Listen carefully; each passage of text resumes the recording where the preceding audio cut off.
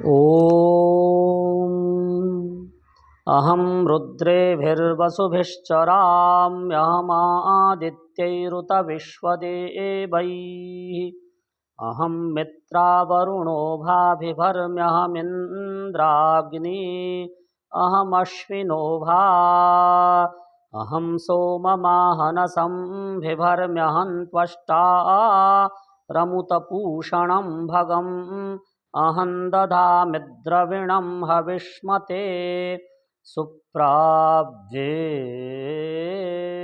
यजमानाय सुन्वते अम्बितमे नदीतमे देवितमे सरस्वती अप्रशस्ता इव श्मसि प्रशस्तिबम्बनस्कृधि ॐ शान्तिः शान्तिः शान्तिः।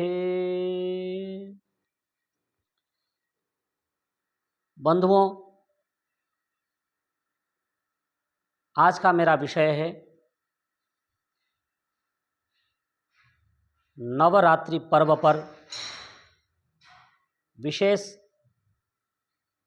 विचार। आज मैं आपके बीच नवरात्र का महत्व इस विषय पर संक्षिप्त रूप में अपने विचार रखूंगा। आशा करता हूं कि आप मेरे विचार को ध्यानपूर्वक सुनेंगे और इससे धर्म लाभ प्राप्त करेंगे।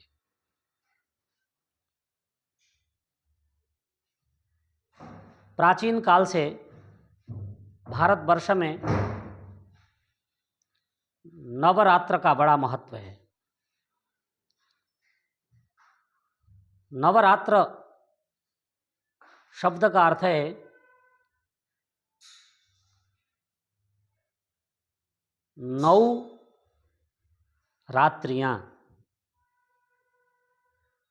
ये नौ रात्रियां क्या हैं? इसको अहोरात्र न कहकर नवरात्र कहा जाता है, अर्थात 9 दिनों तक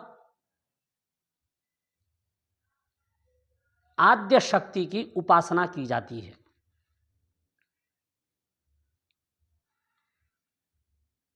और नवरात्र वर्ष में 2 बार आते हैं।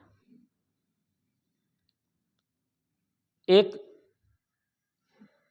चैत्र मास शुक्ल पक्ष प्रतिपदा तिथि से प्रारंभ होते हैं, जब हमारा नव संवत्सर प्रारंभ होता है, और नवमी को जाकर के समापन होता है। एक जो आजकल चल रहा है आश्विन मास शुक्ल पक्ष प्रतिपदा से प्रारंभ होकर 9 दिनों तक चलेगा और 10वें दिन विजयादशमी मनाई जाएगी। सज्जनों, इसके पीछे एक लंबी कहानी है। कहते हैं कि महिषासुर नाम के असुर ने, राक्षस ने, ब्रह्मा जी को प्रसन्न करने के लिए उग्र तप किया और तप करके सृष्टिकर्ता ब्रह्मा को प्रसन्न किया और ब्रह्मा जी प्रसन्न होकर के महिषासुर नाम के राक्षस से कहने लगे, तुम जो चाहते हो वर मांगो। महिषासुर नाम के राक्षस ने अमर होने का वरदान मांगा, जिससे ब्रह्मा जी ने कह दिया कि अमर तो नहीं हो सकते, परंतु तुम और कुछ मांगो। तो उसने कहा कि मुझे कोई भी दिव्य शक्तियां जो देवता हैं वो युद्ध में पराजित न कर सकें, और मुझे यदि कोई मार सके तो कोई स्त्री मार सके, कोई नारी जाति मुझे मार सकती है, पर पुरुष कोई भी मुझे मार नहीं सकता, ऐसा मुझे वरदान दीजिए। वो समझता था कि नारियां कमज़ोर होती हैं संसार भर की, तो उन्हें मैं आसानी से पराजित कर दूंगा, इससे मैं सदा सदा अमर बना रहूंगा। ब्रह्मा जी ने तथास्तु कह दिया। इससे महिषासुर में घमंड आ गया कि मुझे कोई भी तीनों लोकों में दिव्य शक्तियां पराजित नहीं कर सकती, और उसने अपने आप को असुरों का राजा घोषित किया और अपनी विशाल सेना खड़ा कर दिया। और विशाल सेना के साथ असुरों ने अत्याचार बढ़ाना प्रारंभ कर दिया।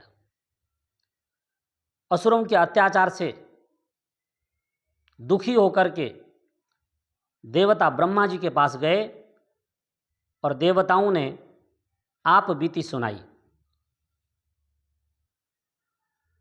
ब्रह्मा जी ने कहा सब मिलकर मुकाबला करो। देवताओं ने कहा सब मिलकर मुकाबला करके देख लिया, फिर भी महिषासुर को हराना कठिन काम है।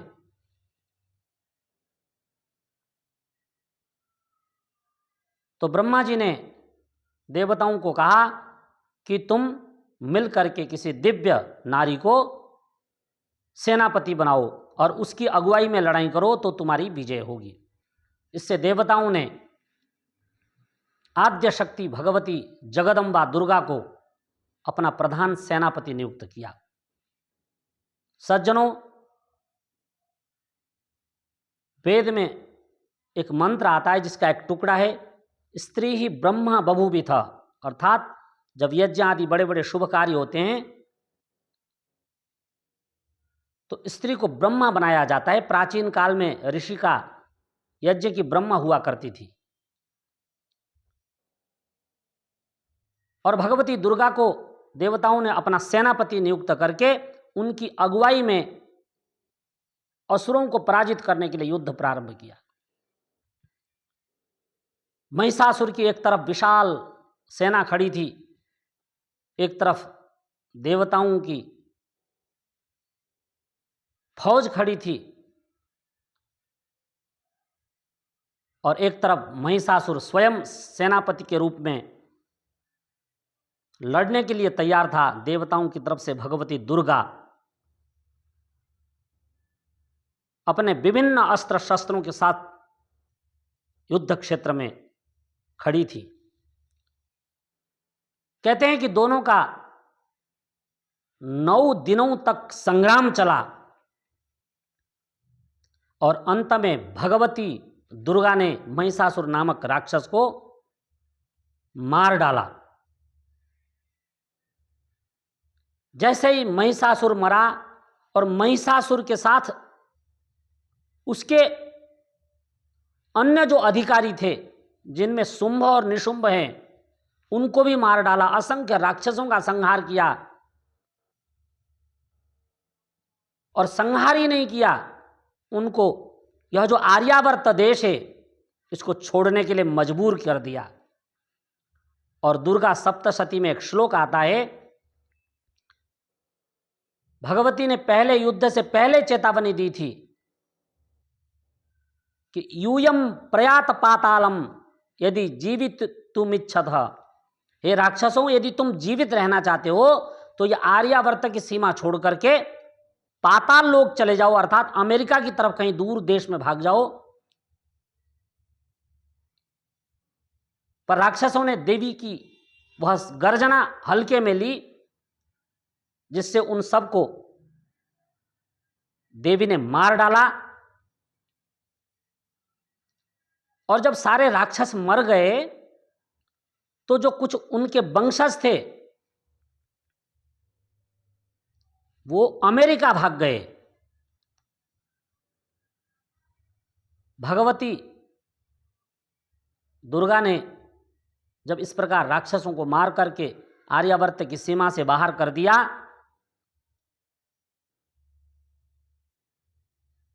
तो ये विशाल देव सेना जो अगले दिन खुशी का उन्होंने इजहार किया, 10वें दिन और सौभाग्य से उस दिन जो विजय उत्सव हुआ, तब से आर्य लोग इस विजयादशमी के महान पर्व को निरंतर मना रहे हैं। 9 दिनों तक भगवती शक्ति की उपासना की जाती है और 10वें दिन विजय उत्सव होता है। जो बड़े लोग हैं वो छोटे लोगों को टीका लगा करके आशीर्वाद देते हैं और यह परंपरा प्राचीन काल से चली आ रही है। सज्जनों,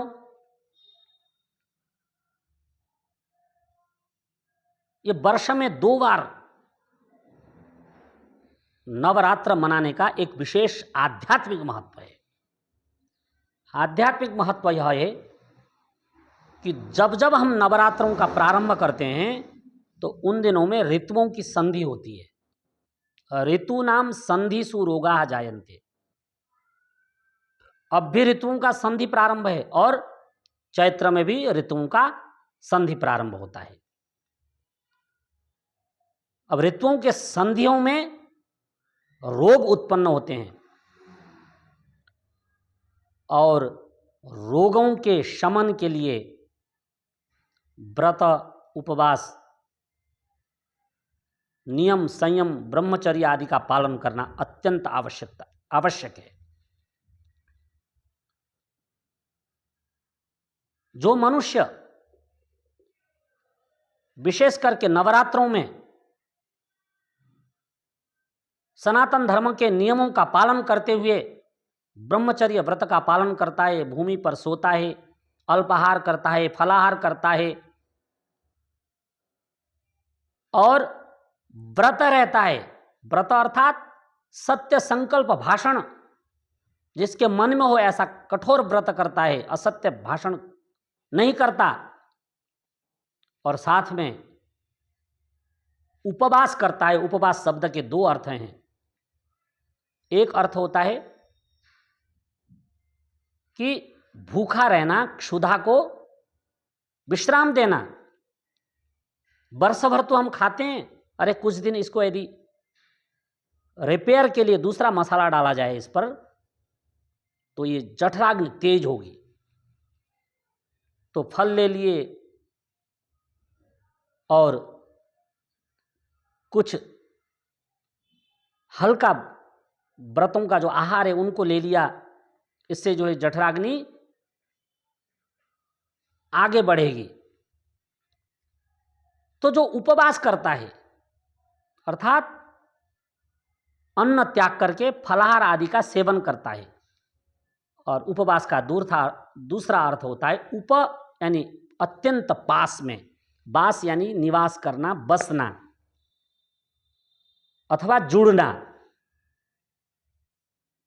तो उपवास तो भूखे तो रहते हैं, फलाहार करते हैं, परंतु उपवास का अर्थ होता है कि उस परमात्मा के निकट अपने आप को स्थापित करना, उस आद्य शक्ति की उपासना करना, उनको अपने अत्यंत निकट समझ करके उनकी अत्यंत श्रद्धापूर्वक भक्ति करना 9 दिनों तक। इस प्रकार जो मनुष्य उपवास के द्वारा उपासना करता है वह महान सद्गति को प्राप्त होता है। तो सज्जनों, कहने को तो बहुत कुछ है, पर मैं इतना ही कहना चाहूँगा कि इन नवरात्रों को आप अत्यंत श्रद्धा भक्ति पूर्वक उत्साह से इसको मनाएं। नवरात्रों की आप सभी को बहुत बहुत शुभकामनाएं। भगवती दुर्गा आपके ऊपर अपनी कृपा दृष्टि बनाए रखें। आज के लिए इतना ही, धन्यवाद।